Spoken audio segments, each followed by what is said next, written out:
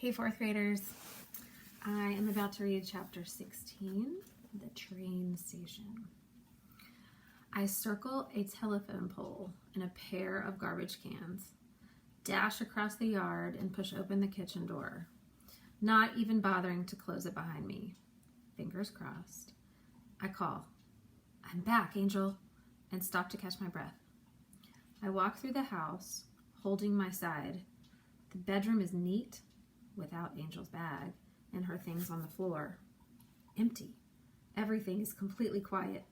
Angel? It almost sounds as if my voice is echoing. It's Maddie, I'm here. Where is she? In the kitchen? I sink onto a chair. She's going to take the train south. Maybe she'll go back over the border. She knows how to do that. I race back through the living room, slip on the rug, right myself, and tear out the front door. I don't care who sees me. I have to find her before she gets on a train. I stumble over the curb, stubbing my toe. My eyes tear. I don't even know her last name. Suppose I never see her again. The train station is a block ahead now. I raise my head, searching. I take the steps to the platform, 2 at a time, and slide onto the nearest bench, my chest heaving. Sit, I tell myself, just for a second. From there, I can see the length of the station. It's totally empty. A few overhead lights cast a yellow glow across the platform and shine on the tracks. It's late. No one's there, except for the figure huddled on a wooden bench. Under one of the lights, all the way down at the end. I stare at the tracks. They run a long way, partners, next to each other, before they disappear into the dark. There's no train in sight. I have a few minutes to figure things out, so I stay where I am, thinking, what can I say that will make her come back? But then I go toward her, still not sure what will make her change her mind.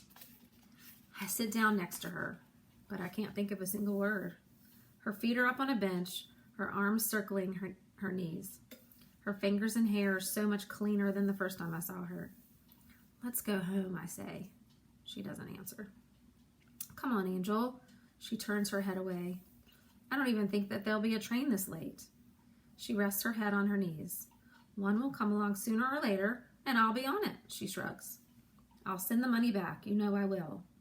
She's been crying, and now tears slip down her cheeks. Don't cry. She brushes furiously at her cheeks. I never cry. I'm sorry. I raise my shoulders, trying to think of what I've done. I don't belong here, she says. I shake my head. Oh, I don't either. I don't belong anywhere. Belong. I can almost see Abuelita's thick gray braids swinging. Her hands rough as she slips the metal and chain around my neck. Mommy sings at the stove, turning to pop a spoonful of rice pudding into my mouth. There's Lucas spinning around, grinning at me. And outside, the cat purrs as she feels the sun on her back. Maybe you don't have to belong in a place, I say slowly. Maybe it has to do with belonging to people. I don't have people, Angel says. Why aren't you home with... I hesitate. Your grandfather. She turns to me, her eyes huge, swimming with tears.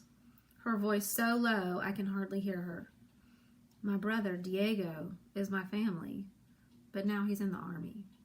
She wipes her eyes. He says that will help him become a citizen. We'll live legally in Texas someday. We'll even bring our grandfather. She stops talking, and I wait. Diego doesn't know that I'm not with our grandfather. She looks at the tracks. Is that a train in the distance? I can't even write to Diego. Can't write. Her voice trails off. I wanted to go to school so much. The train wails. I grab her arm. No way is she going to get on that train. But it seems as if she hasn't even heard the rumble on the tracks. Just before my mother died, we were living in Texas, then Mexico, back and forth. I never knew my father. I was late starting school, but my teacher was friendly, even though she knew how far behind I was. I reached for her hand.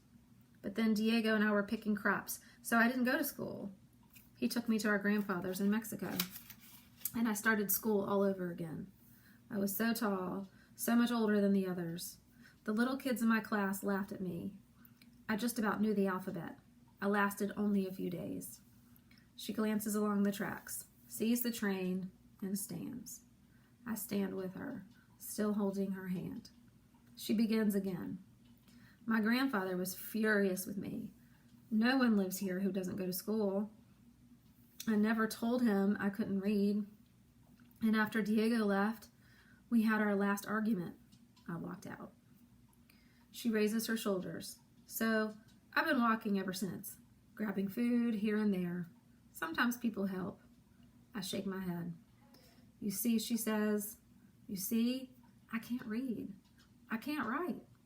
And the odd part is that I love my grandfather.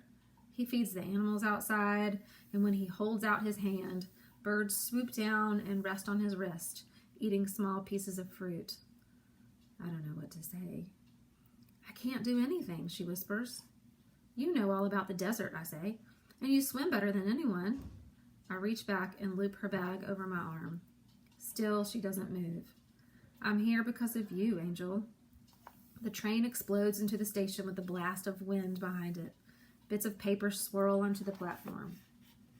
Whatever Angel says next is lost. We close our eyes against the dust that rises up from the tracks below. I'm really tired, I tell her. Mateo, Maddie. She reaches into her pocket and pulls out Sal's money, the paper bill and silver coins clenched in her hands, and gives them to me. I take them because without them, she can't change her mind and take the train away from here. We walk home together. Only a few cars are on the road, their lights beaming. The houses are dark. People are wrapped up in bed, sleeping. At the back of the house, Angel stops. You left the kitchen door open. She's almost back to her old self.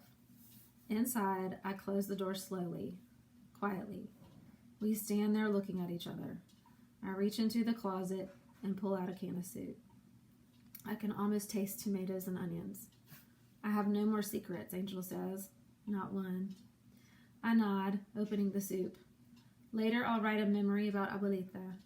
I know now why Angel's so mean sometimes. I think about her grandfather and wonder if he wishes things were different.